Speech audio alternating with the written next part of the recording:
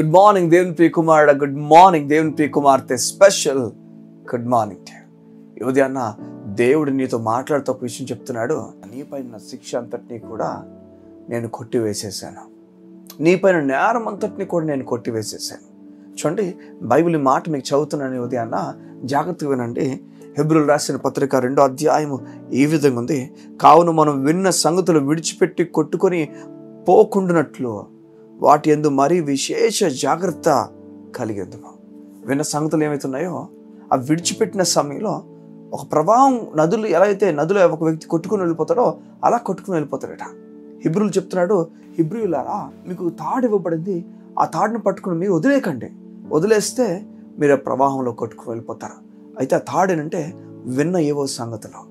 చూడండి ఎలా చెప్తున్నాడో, దేవుని దాసుడు ఏ విధంగా రాస్తున్నాడో చూడండి. ఎందుకనగా దేవదూతుల ద్వారా పలకబడిన వాక్యము స్థిరపరచబడినందున. దేవదూతుల ద్వారా ఏ వాక్యం పలకబడిందంటే ఈ విధంగా అపోస్తల కార్యం చెప్పబడింది. ధర్మశాస్త్రము అన్నది దేవుడు మధ్యవర్తి దేవదూతుల ద్వారా ఇచ్చాడని చెప్పి అపోస్తల కార్యంలో రాయబడింది. వారు మధ్యవర్తి ద్వారా దేవుడు ఆ ధర్మశాస్త్రం అనుగ్రహించాడని. దేవుడు అనుగ్రహించిన ధర్మశాస్త్రం గురించి మాట్లాడుతూ చూడండి ఏం చెప్తున్నాడో. ఎందుకనగా దేవదూత ద్వారా పలకబడిన వాక్యము స్థిరపరచబడినందున ప్రతి అతిక్రమమును అవిధేయతను న్యాయమైన ప్రతిఫలం పొంది ఉండగా. చూడండి తర్వాత చూడండి, ఇంత గొప్ప రక్షణను మనము నిర్లక్ష్యము చేసిన ఎడలా ఎలాగో తప్పించుకుందామా.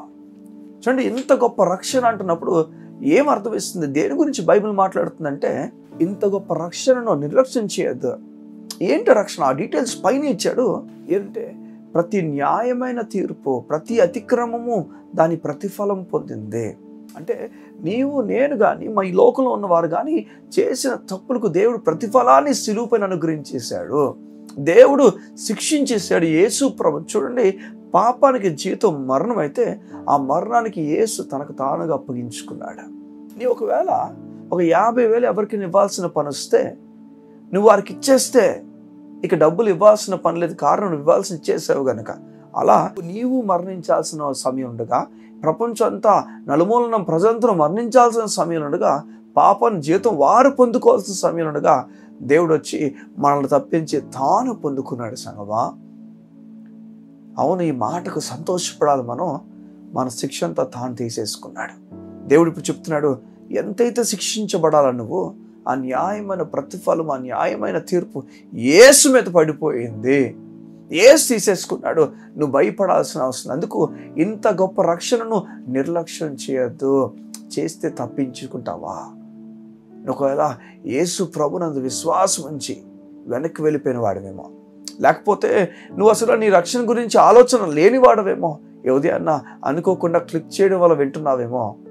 నీకు ఒక మాట నేను చెప్తున్నాను, నీ రక్షణను నిర్లక్ష్యం చేయదు. రక్షింపబడలేని వ్యక్తి ఒక అన్యుడు అయితే, యేసు అంటే నీకు తెలియని వ్యక్తి అయితే, ఈరోజు చెప్తున్నాను, నీ పాపాలన్నీ క్షమించాడు యేసు ప్రభు. నువ్వు నమ్మితే చాలు నీ జీవితం మారిపోతుంది. నువ్వు నమ్మితే చాలు నూతన నెమ్మదిని నువ్వు చూస్తావు, నూతన బలాన్ని ఉదయాన్న నువ్వు చూడబోతున్నావు. యేసు నీతో చెప్తున్నాడు, నేను నిన్ను ప్రేమిస్తున్నాను. నీ కొరకే కదా, నీ పాపాల కొరకే కదా నేను చనిపోయాను. ఈ లోకంలో ఎవరు నీకో సొంత చేస్తారు చెప్పు, నేను చేసినట్లుగా ఎవరు చేయగలరు చెప్పు. నేను నిన్ను ప్రేమిస్తాను, పరలోకాన్ని విడిచిపెట్టి నీ కొరకు భూమి మీదకి వచ్చేసాను. ఈ ఉదయం దేవుడు నీతో చెప్తున్నాడు, నా ప్రేమ నీ పట్ల ఉంది. ఇది గొప్ప రక్షణ, నిర్లక్ష్యం చేయొద్దు. ఒక తాడు ఇవ్వబడింది, ఆ తాడు ఈరోజు నువ్వు వింటున్న వాక్యం పట్టుకుని నువ్వు వదిలేక జారి పడిపోయావా, ఇక నది నిన్ను కొట్టుకొని వెళ్ళిపోతే ఇక నువ్వు జీవితంలో తప్పించుకోలేవు. నీకు మాట చెప్పిన, పూర్తిగా నీ పాపాల శిక్ష ముగించబడింది. సంగమా, దేవుడు నీ పైన కోపంగా లేడు, దేవుడు నీ పైన ఆగ్రహంగా లేడు.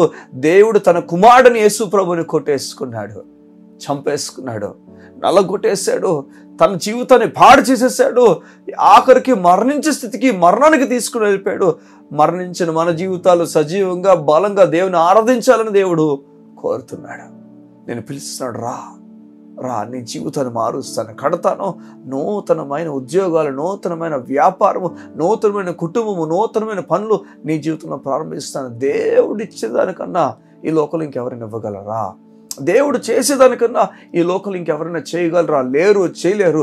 దేవుడు నిన్ను పిలుస్తున్నాడు, దాని కుమారుడిగా కుమార్తెగా పిలుస్తున్నాడు.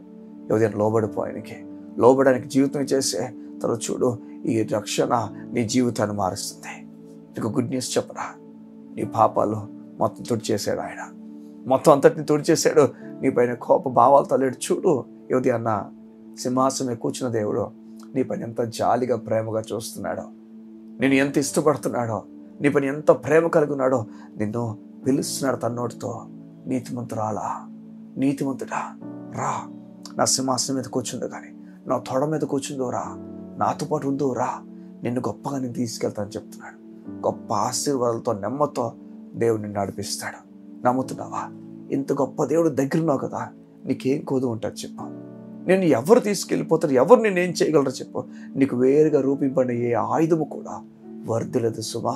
నీ జీవితాన్ని దేవుడు గొప్పగా నడిపించబోతున్నాడు. దేవునితో కూర్చోవడానికి అర్హులం కాదు, అర్హత సంపాదించుకున్నాం యేసు ప్రభు వల్ల. బిగ్గరగా హల్లెలూయా చెప్పచ్చు. ఇంత గొప్ప వాను కలిగినందుకు. కళ్ళు మూసుకుంటావా? ఏదైనా నీ జీవితానికి ఇచ్చినాడు, ముందు గొప్ప కార్యాలు చేయబోతున్నాడు. మా తండ్రి, నీ బిడ్డల వారి జీవితంలో నీ దయా కిరీటమున నెమ్మదిని ఇచ్చి నడిపిస్తుంది నీకు వందనాలు. ఏ విషయాలైతే వారి అనుభవాలు మరింత లోతుగా ఇంకా లేదు నిలబడలేనన్న విషయాలు ఉన్నాయో వాటన్నింటిలో వారికి ధైర్యం ఇవ్వండి, నీ కాపుదలు ఇవ్వండి, నెమ్మది ఇవ్వండి, ప్రొటెక్షన్ ఇచ్చు దేవుడు నీకు వందనాలు. నీవు వారికి ఇచ్చిన రక్షణ బట్టి నీకు వందములు. ఎప్పుడు నిర్లక్ష్యం చేయకుండా ఆ రక్షణ పట్టుకొని ధైర్యంగా ముందుకెళ్ళే వారుగా వారి నుంచండి. పూర్తి పాపాలు క్షమించబడ్డాయి, దేవుడు నా పైన కోపంగా లేడన్న ధైర్యమును భావమును నీ బిడ్డలకి ఇవ్వండి. నీ గొప్ప నెమ్మదిని ప్రకటిస్తూ దేవుని సమాధానం వారి కుటుంబాలకు నింపబడిగా అక్కడ ప్రార్థిస్తూ యేసునామమున ప్రార్థిస్తున్నాను తండ్రి. ఆమేన్, ఆమేన్. నీకు ఇవ్వబడిన తాడు విన్న మాట మర్చిపోతూ పట్టుకో. నీ పూర్తి పాపాలు క్షమించబడ్డాయి. God bless you. See you tomorrow.